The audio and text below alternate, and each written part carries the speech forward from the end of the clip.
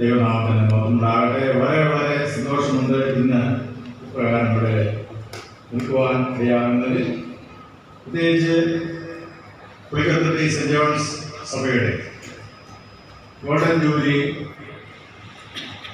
അതിൻ്റെ സ്തോത്ര ശുശ്രൂഷയിൽ പ്രധാന ആരാധന പങ്കെടുക്കുവാൻ ആ കാര്യം എന്നോട് നേരത്തെ പറയുകയും നിങ്ങളെ കുടുംബമായി പ്രത്യേകമായി ക്ഷണിക്കുകയും ചെയ്ത എത്രയും സ്നേഹമുള്ള ഇടപെട്ടക്കാരൻ വിജുവച്ചനും നമ്മുടെ സ്നേഹമുള്ള സഭാ ശുശ്രൂഷൻ സാറിനും കുടുംബത്തിനും സഭയുടെ ഭരണസമിതി അംഗങ്ങൾ, എത്രയും സ്നേഹമുള്ള വൈകാരന്മാരെ, കമ്മിറ്റി അംഗങ്ങൾ, സെക്രട്ടറി, വിദ്യാർത്ഥി, കൗൺസിൽ അംഗങ്ങൾ, സഭാമക്കൾ എല്ലാവർക്കും എൻ്റെ നന്ദി സ്നേഹം ഈ സമയത്ത് അറിയിക്കും. ഒരു നിമിഷം നമുക്ക് പ്രാർത്ഥിക്കാം.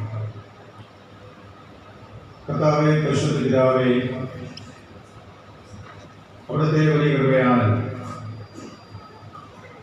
ഗോൾഡൻ ജൂബിലി ആഘോഷിക്കാൻ തക്കമാണ് ഞങ്ങളുടെ ഈ സഭയെ അങ്ങോട്ടൊന്ന് നിലനിർത്തിയ നമ്മുടെ ഗണനയ്ക്കാണ് നമ്മൾ ഉദ്ദേശിച്ചത്. ഇവിടെ സഭാസാഹിതമായി വന്നത് ഇന്ന് വരെ അങ്ങനെ ലഭിച്ച എല്ലാവിധമായ അനുഗ്രഹങ്ങളെ നമ്മളെ ഓർക്കുവാനും അവയെ ഓർത്ത് എണ്ണി അങ്ങനെ സ്തുതിക്കുവാനും മുഖപ്പെടുത്തുവാനും അങ്ങനെയുള്ള പ്രാർത്ഥനമേ. ഈ ആരാധനയിൽ സ്തോത്ര ശുശ്രൂഷയിൽ അങ്ങനെ ദിവ്യമായ സാന്നിധ്യം ഉണ്ടായി അങ്ങനെയുള്ള അനുഗ്രഹിക്കണം. കർത്താവേ, അങ്ങനെ കൂടാതെ ഒന്നുമേ സാധ്യമല്ല. അങ്ങ് ഞങ്ങൾക്ക് സാധ്യമാക്കി തീർത്താൽ എല്ലാവിധമായ അനുഗ്രഹങ്ങളെ അന്വേഷിച്ചു. അതിനെ പറയുന്ന ബലഹീനനായ അണിയിലെയും കേൾക്കുന്നവർ നമുക്ക് ഒരുപോലെ അവിടെ അനുഗ്രഹിക്കണം. അവിടെ ഈ പറയുന്നപ്പുറവാൻ ആഴങ്ങളെ അർത്ഥങ്ങളെ ഉൾക്കൊള്ളുവാനും അവിടുത്തെ പരിശുദ്ധാത്മാവിനാൽ അങ്ങ് സഹായം മുഖത്തുലാമ മാത്രമേ യേശുനാഥിൽ പ്രാർത്ഥിക്കുന്നത് ദയവ് കേൾക്കണമേ.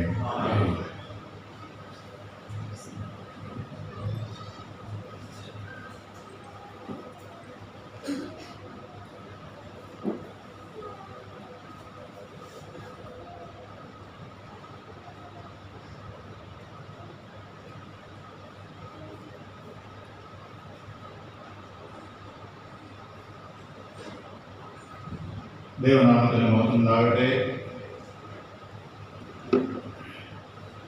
ജൂബിലി പ്രധാനപ്പെട്ട ആരാധനയാവുന്നത് ഇന്ന് പുലിക്കത്തട്ടി സഭയെ സംബന്ധിച്ച് ഓർക്കുമ്പോൾ എനിക്ക് വളരെ സന്തോഷമുണ്ട്. കാരണം എൻ്റെ ശുശ്രൂഷകൾ ഒരു സഭ ശുശ്രൂഷ എന്ന നിലയിൽ ശുശ്രൂഷ ആരംഭിച്ചത് ഈ സഭയിൽ നിന്നാണ്. അതുകൊണ്ട് തന്നെ ഇപ്പോഴും പുലിക്കത്തട്ടിക്ക് ഓർക്കുമ്പോൾ അങ്ങനെ ഒരു ഓർമ്മ എൻ്റെ മനസ്സിൽ ഉണ്ട്. ഒരു ശുശ്രൂഷൻ എന്ന് ഉറക്കെ പറയാൻ പറ്റത്തില്ല. കാരണം ഹെൽപ്പറായിട്ടാണ് ഇവിടെ വന്നത്. ഹെൽപ്പറാണെന്ന് വെച്ചാൽ ഹെൽപ്പറുമല്ല, ഹെൽപ്പറുടെ താഴെയുള്ള ഒരു പ്രസ്തി ഉണ്ടെങ്കിൽ അതാണ്. കാരണം ഇവിടെ വന്ന് ഞായറാഴ്ച ആരാധന എടുക്കണമെന്നാണ് എന്നോട് അന്ന് പറഞ്ഞിരുന്നത്. എടുക്കാം എന്നും പറയുണ്ടായി. അങ്ങനെയാണ് ഇവിടെ വന്നത്. ഇവിടെ വന്ന് ഏതാണ്ട് 10-11 മാസം ഇവിടെ ശുശ്രൂഷ ചെയ്തു. പിന്നെ തിരികെ പോയി. അതാണ് എൻ്റെ ശുശ്രൂഷയുടെ തുടക്കം. അതുകൊണ്ട് ഇന്നത്തെ എൻ്റെ പ്രസംഗം 2 ഭാഗമാണ്. ഒന്ന് കുറേ ഓർമ്മകളാണ്. 50 വർഷത്തെ ഓർമ്മ എന്ന് പറഞ്ഞാൽ അതിൻ്റെ കുറച്ചേ ഉള്ളൂ. കൃത്യമായിട്ട് പറഞ്ഞാൽ ഏതാണ്ട് 39 വർഷം 39 വർഷം മുമ്പാണ് ഞാനിവിടെ 1985 ഞാനിവിടെ ശുശ്രൂഷനാണ് വന്നത്. 86 ഇവിടുന്ന് പോയി. അതിൽ 39 വർഷം കണക്കാണ്. അതിനും ഒരു 11 വർഷം മുമ്പാണ് ഇവിടെ സഭസാധ്യമായി. അപ്പം അത് ഒരു ഓർമ്മയാണ്. ഇവിടെയുള്ള രസകരമായ ഓർമ്മകൾ ഒക്കെയാണ് അതിലുള്ളത്. രണ്ടാമത് ദൈവജനത്തിൻ്റെ അടിസ്ഥാനത്തിലുള്ള കാര്യങ്ങളാണ് പിന്നീട് പറയാം. അപ്പോൾ ആദ്യത്തെ കാര്യം ആദ്യം പറയാം. പുലിക്കത്തട്ടി എന്ന് പറയുമ്പോൾ അന്ന് ചേലച്ചോട് പ്രദേശത്ത് താമസിക്കുന്ന ഞങ്ങൾ ചേലച്ചോടാണ്. അന്ന് ചേലച്ചോട് ഇടവേള ഭാഗമാണ് ഇതെല്ലാം. ഇവിടെ കഴിഞ്ഞാൽ പിന്നെ ഭൂമി ഇല്ല, താമസില്ല. ലോകത്തിന് അന്ത്യം എന്ന് പറഞ്ഞവരാണ് ഏറ്റവും അവസാനത്തെ സ്ഥലം എന്ന് പറഞ്ഞാണ് പുലിക്കത്തട്ടി വെൺമണി എന്ന് പറഞ്ഞാൽ. അത് കഴിഞ്ഞാൽ പിന്നെ ലോകമില്ല. കാരണം അന്ന് വണ്ടിയെല്ലാം വരുന്നത് ചേലച്ചോട് വന്ന് കഞ്ഞിക്കുഴി വഴി വന്ന് കാണാൻ വരുന്നത്. ഇങ്ങോട്ട് താഴേക്കുള്ള കാര്യങ്ങളെക്കുറിച്ച് ചിന്തിക്കാൻ പറ്റത്തില്ല. കാരണം നടപ്പ് വഴി ഉണ്ടോ തന്നിട്ടുണ്ടോ എന്ന് പറയാൻ അത്രയും വനവും ദുർഘടമായ പ്രദേശങ്ങളൊക്കെയാണ് അന്നത്തെ അപ്പോൾ ഇങ്ങോട്ട് ചേർത്തോടെ ഇങ്ങോട്ടുള്ള വണ്ടി ഇല്ല. കല്ലിക്കുഴി വരെ ഉണ്ടായിരുന്ന വണ്ടി മുഴുവൻ ഇതേപോലെ വണ്ടി കൂടി ചേർത്തോണ്ട് തീരുകയാണ് ചെയ്യുന്നത്. ഇങ്ങോട്ട് മിക്കവാറും നടന്നു ജീപ്പിനൊക്കെയാണ് വന്നത്. ആദ്യകാലത്ത് ജീപ്പും ഇങ്ങോട്ടില്ലായിരുന്നു, കല്ലിക്കുഴി വരെ ഉണ്ടായിരുന്നു. പിന്നീട് പെൺമണി ജീപ്പ് തുടങ്ങി. അതൊക്കെയാണ് ഈ പ്രദേശത്തെ വിജയം. പിന്നീട് നമ്മുടെ ധാരാളം വികസന പ്രവർത്തനങ്ങൾ സഭയുടെ നേതൃത്വത്തിലൂടെ നടത്തപ്പെട്ടു. അത് MRDP എന്ന് പറയുന്ന മലനാട് ഡെവലപ്മെന്റ് പ്രോജക്റ്റ് എന്ന് പറയുന്ന പ്രോജക്റ്റാണ് ഇവിടെ ആദ്യം തുടങ്ങിയത്. വെള്ളിവിശുമാരുടെ അടുത്ത് അങ്ങനെ വന്നു. പട്ടേക്കര പ്രദേശത്ത് അഗാപ്പെ ഔട്ട്റീച്ചിൻ്റെ പ്രവർത്തനം ഉണ്ടായി. അങ്ങനെ വികസന പ്രവർത്തനങ്ങൾ ഈ പ്രദേശത്തുണ്ട്. റോഡിൻ്റെ പണികളൊക്കെ ആദ്യമായി ഫുട്ബോൾ വർക്ക് എന്ന് പറയും. അതായത് പണിക്ക് വരുന്നവർക്ക് അവർക്ക് അരി കൊടുക്കുക അല്ലെങ്കിൽ ഗോതമ്പ് കൊടുക്കുക, അതാണ് അന്നത്തെ ഒരു രീതി. ആ കാലഘട്ടമാണ് ഉണ്ടായിരുന്നു. അന്നത്തെ പ്രധാനപ്പെട്ട ഇവിടുത്തെ അറിയപ്പെടുന്ന ഒരാളായിരുന്നു, ഒരു പ്രവർത്തനായിരുന്നു. ഒരുപക്ഷെ ഇവിടുത്തെ പ്രദേശത്തെക്കാളും ഈവൻ ഇവിടുത്തെ അച്ഛനെക്കാളൊക്കെ അറിയപ്പെടുന്ന ഒരാളാണ് നമ്മുടെ ജോർജ് മാണിക്കണ്ണൻ സാർ. നമ്മുടെ ഈ സഭയിൽ വളരെ ബന്ധപ്പെട്ട ഒരാളാണ്. അദ്ദേഹത്തെ നമുക്ക് മറക്കാൻ പറ്റില്ല ഈ സമയം. അവരന്ന് താഴെ അവരുടെ MRDPയുടെ ഓഫീസ് ഉണ്ടായിരുന്നു. സ്കൂളും അതിൻ്റെ സ്കൂളും ഉണ്ടായിരുന്നു. അതൊക്കെ ഞാൻ വരുന്ന കാലഘട്ടത്തിലുള്ള സംവിധാനങ്ങളാണ്. അതിന് മുമ്പ് അതൊന്നും ധാരാളം പണം വികസന കാര്യങ്ങൾക്ക് വേണ്ടി ഇവിടെ ചെലവഴിക്കപ്പെട്ടിട്ടുണ്ട്. ധാരാളം റോഡുകൾ നമ്മൾ ആ സമയത്ത് നിർമ്മിക്കപ്പെട്ടിട്ടുണ്ട്. അതെല്ലാം ഇന്ന് പ്രധാനപ്പെട്ട റോഡുകളാണ്. ആളുകൾ ഒക്കെ ചരിത്രമാണ്. ഞാനിവിടെ വരാൻ കാരണം ഇവിടെ അന്ന് ശുശ്രൂഷ ആളില്ലാവും. അപ്പോൾ അന്നത്തെ വികാരിച്ചു KJ തോമസ് അച്ഛൻ പറഞ്ഞു, എന്നോട് പറഞ്ഞു, നമുക്ക് പുലിത്തൊട്ടിക്ക് ആരാധനയ്ക്ക് ആൾ വേണം, പോകാൻ പറ്റുമോ എന്ന് ചോദിച്ചു. അപ്പോൾ ആരാധനയ്ക്ക് എടുക്കുന്നത് എനിക്ക് വലിയ ഇഷ്ടമാണ്. പ്രസംഗം പറയാൻ മാത്രം പറ്റത്തില്ല. അങ്ങനെ ഒരു സംഗതി. അന്ന് യൂത്തിൻ്റെ പ്രവർത്തനവും വയറിൻ്റെ പ്രവർത്തനവും സൺഡേ സ്കൂളിലെ പ്രവർത്തനവും സന്നദ്ധ ചേതനത്തിൻ്റെ പ്രവർത്തനവുമായിട്ട് ബന്ധപ്പെട്ട് കൂട്ടായ്മയായിട്ട് ബന്ധപ്പെട്ടൊക്കെ ഞങ്ങൾ നടന്നിരുന്നു. ഞങ്ങളന്ന് ചേർച്ചോട്ടിൽ നിന്ന് 3 യുവാക്കന്മാരുണ്ടായിരുന്നു. നമ്മുടെ പുസ്തകത്തിൽ പറയുന്നത് 3 യുവാക്കന്മാരുടെ പാട്ടെന്ന് പറയുന്നത് 3 യുവാക്കന്മാരുണ്ടായിരുന്നു. അതിലെ ഒരു യുവാവ് NDSSൽ പ്രവേശിച്ചു. 2 യുവാക്കന്മാർ ഇപ്പോൾ യുവാക്കന്മാരെന്ന് പറയാൻ പറ്റത്തില്ല, ഇവിടെ ഉണ്ട്. ഒന്ന് ഞാനാണ്, ഒന്ന് ജോൺസൺസാണ്, PJ ജോൺസൺ. ഞങ്ങൾ പല സന്ദർഭങ്ങളിലും ഒരുമിച്ച് പല മീറ്റിങ്ങുകളൊക്കെ പോയിട്ടുണ്ട്. അന്നൊക്കെ ഞങ്ങളോട് അവിടെ പ്രസംഗിക്കാൻ വരുന്ന ആൾക്കാർ പ്രത്യേകമായിട്ട് പറഞ്ഞിട്ടുണ്ട്, നിങ്ങൾ ദൈവകാര്യത്തിന് വേണ്ടിയാണ് തെരഞ്ഞെടുക്കപ്പെട്ടിരിക്കുന്നത് എന്ന് പറയാറുണ്ട്. ഞങ്ങൾ അവിടെ ചിരിച്ചു തള്ളിയിട്ടുണ്ട്. ആ സമയത്തെല്ലാം എന്നാ ദൈവകാര്യത്തിൽ ഞങ്ങൾക്ക് ദൈവകാര്യക്ക് അങ്ങനെ ചെന്നപോലും ഞങ്ങളുടെ മനസ്സിലില്ല. അത് ഞങ്ങൾ അത് പറഞ്ഞിട്ടുണ്ട്. പക്ഷേ ദൈവത്തിൻ്റെ മുൻഗണന പ്രകാരം ഞങ്ങൾ 3 പേരും ആ ശുശ്രൂഷയിൽ വന്നു എന്നതാണ് ഒരു യാഥാർത്ഥ്യം, അല്ലെങ്കിൽ ദൈവത്തിൻ്റെ അത്ഭുത പ്രവൃത്തി എന്ന് പറയാം. ആ സമയത്ത് ഞങ്ങളിങ്ങനെ ഞങ്ങൾ 3 പേര് വരെ യുവജന പ്രസ്ഥാനത്തിലും സൺഡേ സ്കൂളിലും വളരെ സജീവമായിട്ട് പ്രവർത്തിക്കുന്ന കാലഘട്ടമാണ്. ഇവിടെ എൻ്റെ ഡ്യൂട്ടി എന്ന് പറഞ്ഞാൽ രാവിലെ ഞായറാഴ്ചയോടെ വരിക, ആരാധന എടുക്കുക. അന്നത്തെ പള്ളി എന്ന് പറയുന്നത് ഇന്നത്തെ കാണുന്ന പള്ളിയല്ല. അത് ഞാൻ പറയാൻ കാരണം ഇന്നത്തെ പള്ളി കാണുമ്പോൾ നമ്മൾ ഓർക്കണം. അത് ഓർക്കാൻ വേണ്ടി ഞാനത് പറയുന്നത്. അന്ന് നമുക്കിവിടെയുള്ള പള്ളി ഈറ്റയുടെ മേഞ്ഞ പള്ളിയാണ്. ഈറ്റയാണ്. ഇതുപോലെ മൊസൈക്കോ അങ്ങനെ കാര്യങ്ങളില്ല, സിമെന്റ് പോലും ഇല്ല. അന്ന് നമ്മൾ തറ മെഴുകുകയാണ് ചെയ്യുന്നത്. പള്ളിയുടെ സ്ഥാനം ഏതാണ്ട് ഇവിടെ തന്നെയൊക്കെയാണ് അന്നും. ഈറ്റയിൽ നയിക്കുന്ന പള്ളി, അവിടെ കുറേയധികം ആളുകൾ. അതിന് കുറച്ചുകൂടെ പുറകോട്ട് പോയി കഴിഞ്ഞാൽ ഈ പള്ളി സ്ഥാപിതമായത്, അതാണ് നമ്മുടെ ഓർമ്മ. 50 വർഷം. ഏറ്റവും കൂടുതൽ ഇതിന് കാരണക്കാരനായി ചെയ്യുന്നത് എൻ്റെ അറിവ് നമ്മുടെ CK ജോസഫ് ഉപദേശിച്ച അദ്ദേഹം ഇവിടെ വന്നു. ചേലച്ചൂരിലാണ് അദ്ദേഹം ആദ്യം വന്നത്, താമസിച്ച്. അതിനുശേഷം അവിടെ സ്ഥലം ഒക്കെ കൊടുത്ത് അതിനുശേഷം ഇങ്ങോട്ട് കുടിയേറി ഇവിടെ വന്ന് പള്ളി പണി ആരംഭിച്ചു. പള്ളി പണിയല്ല, ആരാധന തുടങ്ങി. അന്ന് നമ്മൾ ഇന്നത്തെ പോലെ കൂടെ അങ്ങനെ ഓടി വരാനോ കയറാനോ താമസിക്കാനൊന്നും പറ്റത്തില്ല. പോസ്റ്റുകാരെ ഭയങ്കരമാണ് ഉത്തരവുണ്ട്. ഇവിടെ പള്ളി വെച്ച് കഴിഞ്ഞപ്പോൾ ആരാധന തുടങ്ങി കഴിഞ്ഞപ്പോൾ പോസ്റ്റുകാർ വന്നു, ഇവിടെ ആരാധന വെക്കാൻ പറ്റത്തില്ല. അങ്ങനെ പറഞ്ഞ് തർക്കമായി. ജോസഫ് ഉദ്ദേശി എന്നോട് പറഞ്ഞിട്ടുള്ളത്, എന്നോട് പറഞ്ഞിട്ടുള്ള സാക്ഷ്യം പ്രകാരമാണ്. ഇവിടെ അന്നുണ്ടായിരുന്ന പള്ളി അവർ വെട്ടി താഴെയിട്ടു. തീ വെച്ചോന്ന് അറിയത്തില്ല. അദ്ദേഹത്തെ പിടിച്ച് പോർഷ ഇടിച്ച് ഒരു ഇടി കിട്ടിയ ഓർമ്മയുണ്ട് എന്നാണ് അദ്ദേഹം പറഞ്ഞത്. ബാക്കി എത്ര ഇടി കിട്ടിയെന്ന് അറിയത്തില്ല, കാരണം ഒറ്റയിരിക്കുന്ന ബോധം പോയി. അന്ന് നമുക്കൊരു സർവീസ് ബുക്ക് ഇവിടെ ഉണ്ടായിരുന്നു. ആ സർവീസ് ബുക്ക് കോടതിയിലാണ്. ഇതുവരെ നമുക്ക് ഒരുപക്ഷം പ്രതീക്ഷിച്ചിട്ടില്ലായിരിക്കാം, അത് പറയുന്നില്ല.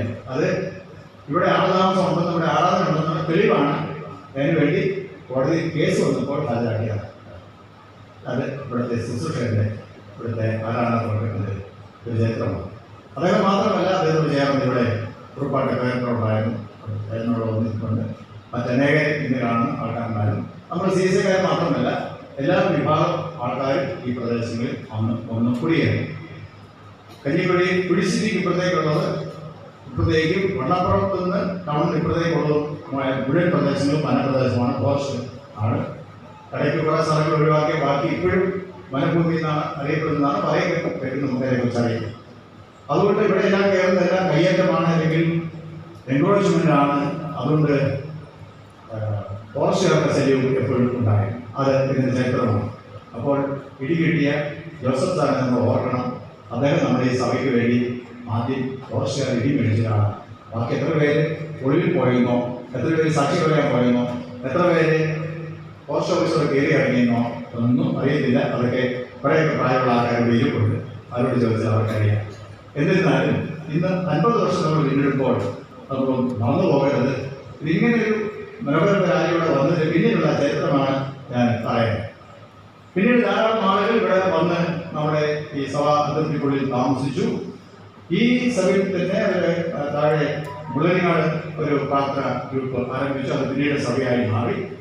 അതുപോലെ തന്നെ അതേ കാലഘട്ടത്തിൽ തന്നെയാണ് നമുക്ക് പട്ടേക്കുടിയിൽ അന്നൊരു ദേവാലയം ആ കാലഘട്ടം പിന്നീട് ഉണ്ടായി.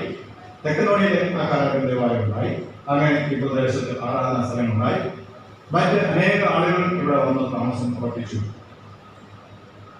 ഉൾപ്പാട്ട് വേദന ഉൾപ്പെടെ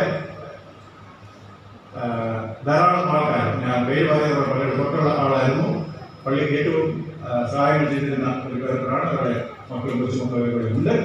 എല്ലാവരുടെയും പേര് വരാനുള്ള സമയമില്ല. അതുപോലെ തന്നെ അന്നത്തെ കപ്പയാച്ചൻ, ഇന്നത്തെ കപ്പയാച്ചൻ്റെ പിതാവ്, അവരും ഇവിടെ ഉണ്ടായിരുന്നു. അതുപോലെ തന്നെ മറ്റ് കുട്ടികളൊക്കെ ആൾക്കാര്, ഇങ്ങനെ കുറേ അധികം ആൾക്കാരുകളുണ്ട്. കുറച്ച് പേര് മറ്റുള്ള വേറെ അറിയാൻ എങ്കിലും സമയത്തെടുത്താണ് എല്ലാം വിളിക്കുന്നത്. ഇവിടെ വന്നു. ഞാനത് വരുമ്പോൾ നടന്നാണ് വരുന്നത്. പരിക്രമത്തിൽ നിന്നുള്ള കുറുക്ക് കയറി വരുമ്പോൾ അവിടെ ആന ഒന്നുണ്ട് കാട്ടാൻ. അന്നത്തെ കാലം രാവിലെ ഇന്നത്തെക്കാലം ഭയങ്കരമായ വിശ്വാസത്തിലാണെന്നാണ് എൻ്റെ ഇപ്പോഴത്തെ വിലയിരുത്തൽ. കാരണം വെള്ളിയാഴ്ച ഉപവാസം എടുക്കുന്ന ആളാണെന്ന് ഇവിടെ നമ്മുടെ സാധാരണ അറിയപ്പെടുന്നത്. വെള്ളിയാഴ്ച ഉപവാസം എടുക്കും. ചർച്ചോട്ടി നടന്നു പോകാൻ ഇടയ്ക്ക് ചായ കുടിക്കത്തുള്ളൂ. വൈകുന്നേരം 5 മണിക്ക് ശേഷം എന്ത് ചെയ്യത്തുള്ളൂ. പ്രാർത്ഥന കഴിഞ്ഞാണ് കാപ്പിയുടെ കുടിക്കൊള്ളു. അതാണ് അന്നത്തെ രീതി. വീട്ടിൽ പോയപ്പോൾ അവിടെ ആനയൊക്കെ ഉണ്ട്. 21 കിലോമീറ്ററാണ് ചർച്ചോട്ടി എൻ്റെ വീടിന് പുറമെയുള്ള ദൂരം. ആദ്യം വന്നു, ഒരു വെള്ളിയാഴ്ച വന്നു, ഇവിടെ വന്നു. ഇപ്പം നമ്മളിവിടെ ഇപ്പോൾ ഇരിക്കുന്ന ഡിവോഷൻ്റെ അപ്പുറത്തെ സ്ഥാനത്തെ അവിടെ തറയിരിക്കുള്ളൂ. അവിടെയാണ് മിഷൻ വീട്. മിഷൻ വീട് പറയാൻ പറ്റിയില്ല. ഒരു ചെറിയൊരു പുല്ലു കഴിഞ്ഞ കെട്ടിടമാണ്. കെട്ടിടമെന്ന് പറയാൻ പറ്റത്തില്ല. അവർക്ക്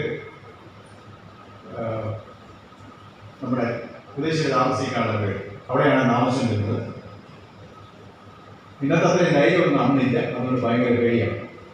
നമ്മുടെ സഹോദരന്മാർ വന്ന് പറഞ്ഞ്, നമ്മുടെ അച്ഛൻ കുഞ്ഞുൾപ്പെടെയുള്ള സഹോദരന്മാർ പറഞ്ഞ്, സാറേ ഒന്നുകൊണ്ടും പേടിക്കണം, ഞങ്ങൾ വൈകുന്നേരം വന്നേക്കാം. ഒന്നാമത്തെ ദിവസം ഒരു 3 പേരോട് വരാതെ വന്നത്. അരക്കൂടെ ഉണ്ടായത് ഓർക്കത്തില്ല. അവർ വരുമെന്ന് വിചാരിച്ച് ഞാൻ കുറേ നേരം ഉറങ്ങാതെ ഇരുന്നു. അത് കഴിഞ്ഞ് ഉറങ്ങിപ്പോയി. പിന്നീട് എപ്പോൾ കണ്ടു നോക്കുമ്പോൾ നേരം വെച്ചിരുന്നു. വരാമെന്ന് പറഞ്ഞ സഹോദരന്മാർ എന്ത് ചെയ്തില്ല, വന്നു പോന്നേ. പിറ്റേ ദിവസം രാവിലെ വരുമെന്ന് പറഞ്ഞു, സോറി സാറേ, ഞങ്ങൾ ഇന്ന് ഇച്ചിരി ലേറ്റായി പോയി, ഇന്ന് തിരിച്ചേക്കാം ധൈര്യമായിട്ടിരുന്നത്. അന്നത്തെ ഒരു രൂപ എന്ന് പറയുന്നത് ഇന്ന് ഇത്രയും പള്ളേ ഉള്ളൂ. 50 വർഷം മുമ്പ് ഇതിനേക്കാളും പള്ളയാണ് അവിടെ ഉള്ളത്. ഒരാൾ പോയിട്ട് ആന പോയാൽ എന്ത് ചെയ്തില്ല, കാണത്തില്ല. അത്രയും കമ്മ്യൂണിസ്റ്റുകാരാണ് ഇതിലേക്ക് കയറി കിടക്കുന്നത്. ഇതിലേക്ക് പ്രത്യേകതയുണ്ട്. അതിനകത്ത് ഒരു വീടുണ്ടെന്ന് ആരും വീടിന് മുറ്റത്ത് വന്നാലേ അറിയത്തുള്ളൂ. ആരെങ്കിലും വന്നാലും അവിടെ വന്നാലും അറിയും. പിറ്റേ ദിവസം അതുപോലെ തന്നെ അവർ പറഞ്ഞു, നിങ്ങൾ ഒന്നെങ്കിൽ രാവിലെ പക്ഷെ പണി കൊടുത്തത് കഴിഞ്ഞ് ഞങ്ങൾ വൈകുന്നേരം നേരത്തെ തന്നെ എത്തിക്കണം. അന്ന് ഇതുപോലെ ഞാൻ കാത്തിരുന്നു, ഉറങ്ങിപ്പോയി. നേരം വെളുത്തപ്പോഴാണ് അവർ അന്നും വന്നേ. മൂന്നാം ദിവസം അവർ പറഞ്ഞു തീർച്ചയായിട്ടും ഇന്ന് വരുന്നു. നമ്മൾ നിങ്ങൾ വന്നില്ലെങ്കിലും കുഴപ്പമില്ല, 2 ദിവസം കൊണ്ട് നമ്മൾ ഇതായില്ലേ കറയൊക്കെ ധൈര്യം ആയി. അത് ഒരിക്കലും മറക്കത്തില്ല. അത് ശുശ്രൂഷയുടെ ആദ്യത്തെ ഒരു രൂപമാണ്. അതുപോലെ രസകരം, അവരോട് പഴക്കമൊന്നുമില്ല കേട്ടോ. പിന്നീട് ഓർമ്മയില്ല, ഇപ്പോഴും ഇന്നും എൻ്റെ കൂടെ പഴയ കാര്യങ്ങളൊക്കെ പറയുണ്ടായി. വളരെ രസകരമായ കാര്യം.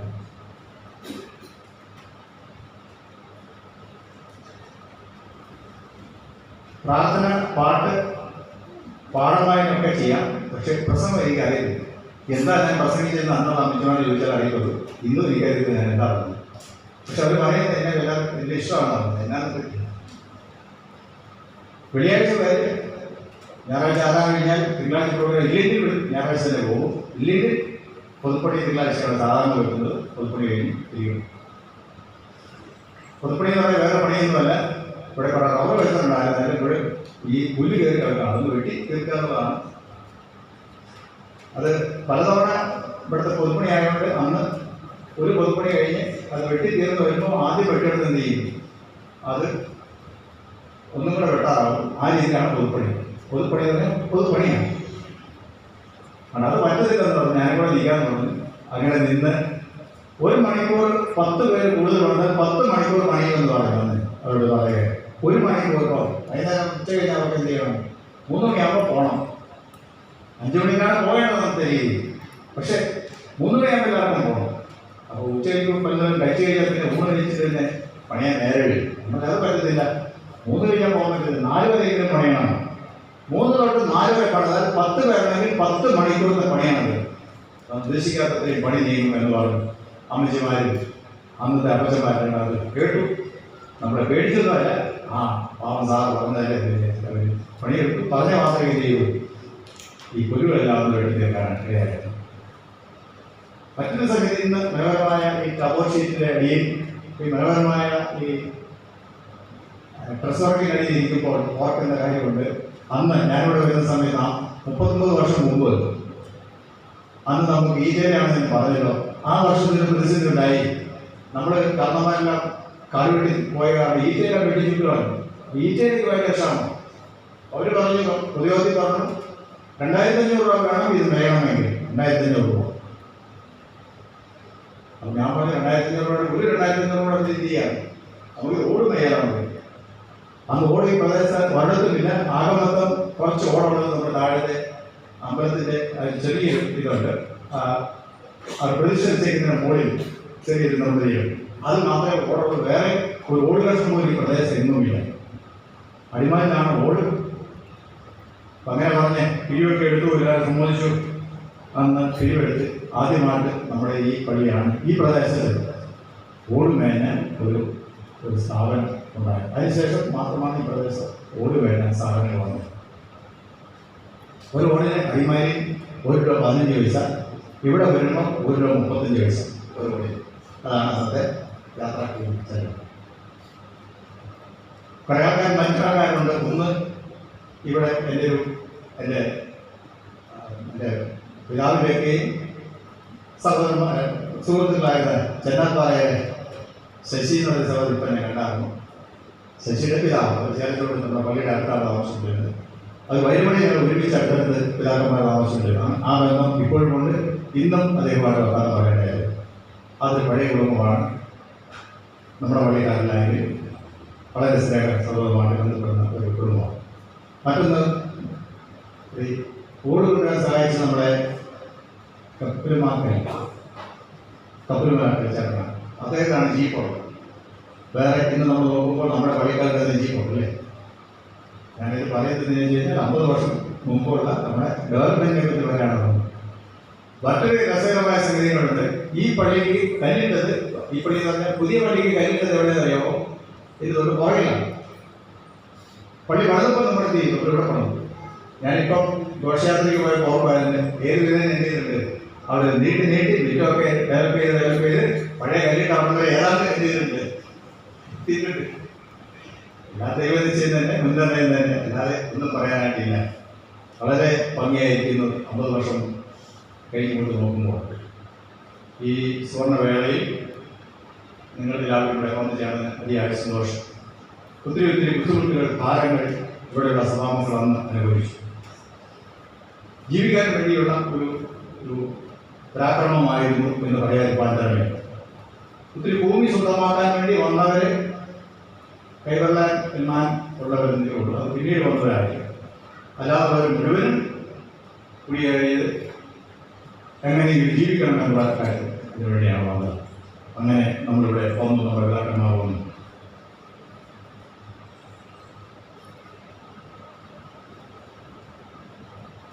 അന്നുള്ള അനേക കുടുംബങ്ങൾ, എനിക്ക് തോന്നുന്നു എൻ്റെ അറിവിൽ അന്നുള്ള അത്രയും കുടുംബങ്ങളുണ്ടോ എന്ന് സംശയമുണ്ട് ഇപ്പോൾ. കാരണം ആദ്യം ധാരാളം ആളുകളെ വന്നിരുന്നു. പിന്നീട് വെൺമണി പള്ളിയിൽ കുറേ പേര് പോയി, അതുപോലെ മുല്ലങ്ങാട് പള്ളിയിൽ കുറേ പേര് പോയി, പിന്നെ അപ്പുറത്തെ ആ സൈഡിലെ കുന്നിൻ്റെ അവരുടെ ആൾക്കാരെല്ലാം മറ്റേ പള്ളിയിലേക്ക് പോയി, അവർ വെൺമണി പോയി. എല്ലാം പോയി ഏതാണ്ട് 50 താഴെ കുടുംബങ്ങളുണ്ടെന്നാണ്, 50 കുടുംബങ്ങൾ ഇവിടെ ഉണ്ട്. അതും വളരെ വലിയൊരു കാര്യമാണ്. തീർച്ചയായും 50ഓളം കുടുംബങ്ങളുള്ള 50 വർഷത്തേക്ക് നിൽക്കുന്ന ഈ സഭ ഇനിയും ധാരാളമായി വളരട്ടെ എന്ന് ആശംസിക്കുകയും പ്രാർത്ഥിക്കുകയും ചെയ്തു. ഇവിടെ വന്നപ്പോൾ ഈ കഴിഞ്ഞ ദിവസങ്ങളൊന്നും കണ്ട, കഴിഞ്ഞ മാസങ്ങളുള്ളൊരു അന്തരീക്ഷമല്ല ചിന്തിച്ചു. വളരെ ഭംഗിയായിട്ട് ഇത് യുവതിക്ക് വേണ്ടി അവർ ഒരുങ്ങി മിറ്റമെല്ലാം റെഡിയാക്കി. ഈ സമീപപ്രദേശത്തുള്ള ഏത് നമ്മുടെ പള്ളികളേക്കാൾ സൗകര്യപ്രദമായ രീതിയിൽ ഇതിൻ്റെ പരിസരമെല്ലാം ശരിയാക്കിയിട്ടുണ്ട്. അതിന് പ്രത്യേകിച്ച് ജൂബിലി കമ്മിറ്റിയെയും അതുപോലെ തന്നെ സഭയുടെ ചർച്ച കമ്മിറ്റിയെയും ഞാൻ സഭാംഗങ്ങൾ എല്ലാവരും ഒരുപോലെ അഭിനന്ദിക്കുന്നു. ദൈവം നമ്മളെ ധാരാളമായി അനുഗ്രഹിക്കുകയും ചെയ്യുമാറാണ്. ഇന്നത്തെ ഈ ശുശ്രൂഷയിൽ ബഹുമാനായ ജില്ലാ ചെയർമാനച്ഛൻ വന്നിട്ടുണ്ട്. അതുപോലെ തന്നെ ഇടവകാര്യച്ഛൻ സ്നേഹമുള്ള ജ്യോതിഷനുണ്ട്. അതുപോലെ പുതോട് വികാരിയച്ഛൻ ജെസിനച്ഛനുണ്ട്. നമ്മുടെ തന്നെ അടുത്ത ഇടവ സഭയിലെ സ്നേഹമുള്ള ജിയോജോച്ചനുണ്ട്. അതുപോലെ നമ്മുടെ പി.ഡി. ജോസഫിനോട് മറക്കാൻ പറ്റത്തില്ല. കാരണം നമ്മുടെ ഈ ഇടവകയ്ക്ക്, ഈ വെൺമണി ഇടവകയ്ക്ക് പല സമയങ്ങളിലും അച്ഛനായി ശുശ്രൂഷ ചെയ്തതെങ്കിൽ നമ്മുടെ സർവീസ് ചെയ്തിട്ടുള്ള അച്ഛനാണ്. അച്ഛൻ കടന്നു വന്നിട്ടുണ്ട്. ബഹുമാനപ്പെട്ട സഭാ ശുശ്രൂഷയിൽ വന്നിട്ടുണ്ട്. ജോർജ് സാർ ഉൾപ്പെടെ അവരെല്ലാം ഞാൻ സമയത്ത് ഗായകസംഘം അതൊരു ഇവിടുത്തെ ഗായകസംഘത്തോടൊപ്പം മറ്റനേക ഗായകസംഘങ്ങളെ കാണുന്നുണ്ട്. അവരെല്ലാം ദൈവം ധാരാളമായിട്ട് അനുഗ്രഹിക്കട്ടെ. സഭാമക്കളും ധാരാളമായി കടന്നു വന്നത് വലിയ സന്തോഷം. നമ്മുടെ പാപ്പഞ്ചൻ ഇവിടെ ഉണ്ട്. പാപ്പഞ്ചനെ ഞാൻ സമയത്ത് പ്രത്യേകിച്ച് ഓർക്കുന്നു. അതുപോലെ ധാരാളം ആളുകളെ എല്ലാവരെയും പേര് അറിയുന്നില്ല. എങ്കിലും നിങ്ങൾ വിവിധ സ്ഥലങ്ങളിൽ നിന്ന് കടന്നു വന്ന നിങ്ങൾ എല്ലാവരും ഓർത്ത് ഞാൻ ദൈവത്തിന് നന്ദി കരയറ്റുന്നു. പണക്കാരൻ സാർ വന്നത് വളരെ വളരെ നല്ലൊരു കാര്യമാണ്. കാരണം അദ്ദേഹം ഈ സഭയ്ക്ക് വളരെ ബന്ധപ്പെട്ട് കിടക്കുന്നു. വെൺമണി ഇടവകയിൽ നിന്നും തെക്കൻ സഭയിൽ നിന്നും അതുപോലെ തന്നെ ചേലച്ചയുടെ വെണ്ണിക്കുഴി പ്രദർശനം വന്ന എല്ലാവർക്കും മുഖ്യമാണ് നന്ദി. മനോഹരമായ ഗാനങ്ങൾ വാദ്യോപകരണം ഉപയോഗിച്ച് വായിക്കുന്ന നമ്മുടെ ചേലച്ചൂട് വെണ്ണിക്കുഴി ടീമുകൾ, അതുപോലെ തന്നെ SN സ്കൂളിലെ കലാകാരന്മാരുടെ മനോഹരമായി ചെണ്ടമേളം ചെയ്ത കലാകാരന്മാർ, അവരെ എല്ലാവരെയും ഓർമ്മ ദൈവത്തിൽ നന്ദി കരുതുന്നു. ദൈവം നമ്മുടെ എല്ലാവരെയും ഒരുപോലെ അനുഗ്രഹിക്കുകയും ചെയ്യുമാറാണ്. നിങ്ങൾക്ക് ഈ സഭയിൽ എനിക്ക് ഇതുവരെ ലഭിച്ചുകൊണ്ടിരിക്കുന്ന എല്ലാവിധമായ പ്രാർത്ഥനകൾക്കും സഹായ ശ്രമങ്ങൾക്കും പ്രത്യേകമായ നന്ദി. ഇവിടുന്ന് 86-ൽ സെമിനാരിലാണ് പോയത്. സെമിനാർ പോയതിനു ശേഷം 89-ൽ അഭിനയ മൈക്കലോൻ തിരുമേനിയാൽ 1ാം വട്ടം ഡീക്കൻ കോർഡിനേഷൻ സ്വീകരിച്ചു. തുടർന്ന് പ്രസിഡന്റ് കോർഡിനേഷൻ കഴിഞ്ഞു. ഇപ്പോൾ ദൈവത്തിൻ്റെ വലിയ കൃപയാൽ നിങ്ങളുടെ പ്രാർത്ഥന മൂലം സഭയുടെ അധ്യക്ഷനായി നിലനിൽക്കുവാനും ഇവിടെ ആ ഒരു പദവിയിൽ വരുവാനും ഇടയായതിൽ ഞാൻ ദൈവത്തിന് നന്ദി കരയും. അത് എൻ്റെ ഒരു മിടുക്കോ കഴിവോ അല്ല, പ്രാപ്തിയല്ല. അത് ദൈവത്തിൻ്റെ കൃപ ഒന്ന് മാത്രം എന്നെ അറിയുന്നു. നിങ്ങളുടെയും പ്രാർത്ഥനയും. അതുകൊണ്ട് നിങ്ങളുടെ പ്രാർത്ഥന ഇനി ഞാൻ ആവശ്യപ്പെടുന്നു. ജൂബിലി വർഷത്തിൽ ദൈവം ചെയ്ത എല്ലാ അനുഗ്രഹങ്ങളെയും നന്മകളെ ഓർത്ത് നമുക്ക് ദൈവത്തിന് നന്ദി കരയറ്റാം. ഞങ്ങൾ കുടുംബമായി പുളിക്കത്തെ സെൻറ് ജോൺസ് സഭയ്ക്ക് അതിൻ്റെ ഗോൾഡൻ ജൂബിലി എല്ലാ ജൂബിലി ആശംസകളും നേരുന്നു. ദൈവം നമ്മളെല്ലാവരെയും ഒരുപോലെ അനുഗ്രഹിക്കുമാറാണ്.